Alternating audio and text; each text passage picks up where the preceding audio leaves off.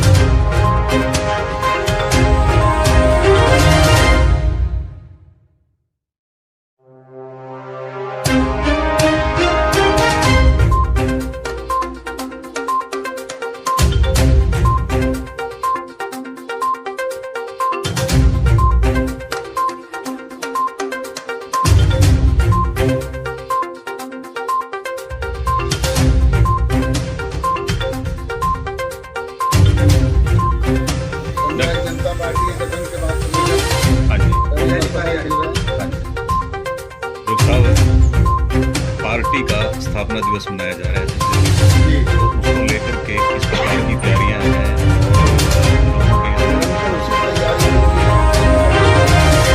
जिला के कार्यकर्ताओं की मीटिंग लेकर के शुरू किया था।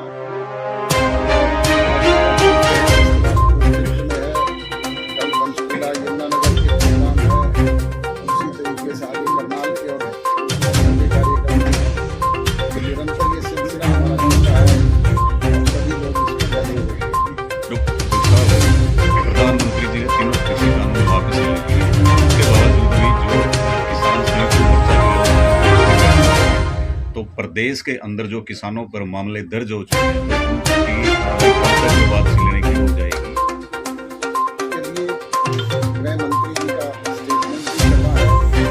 हमने तो पहले भी डिमांड की है। हमारी पार्टी के राष्ट्रीय महासचिव दिग्विजय ने कहा है कि सरकार मुकदमे भी वापस ले, जब सारा मसला खत्म हो गया तो उसे पूरी तौर पे खत्म किया जाए।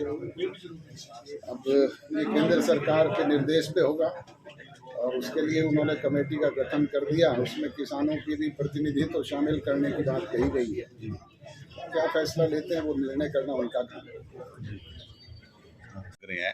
और जितने भी अब पिछले दिनों में पेपर हुए, पेपर लीक होने से लेकर के मतलब बहुत सारे ऐसे मामले हैं जो उजागर, जो इस तरह की बेकायदगी कहीं पे भी होती है, हम सबका फर्ज और दायित्व बनता है कि हम उसे उजागर करें।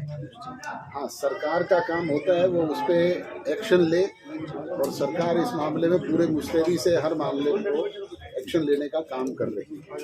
आप भी प्रजातंत्र के चौथे स्तंभ के लोग हैं, आपकी भी उतनी ही महत्वपूर्ण जिम्मेवारी है। अगर कोई इस तरह की बेकायदगी आपके नोटिस में आती है तो आप भी सीएम विंडो के माध्यम से और दूसरे माध्यम से उसे उजागर करने का काम करें। किसानों को यही विश्वास और भरोसा दिला सकता हूं कि सरकार की तरफ से कोई कोताही नहीं होगी।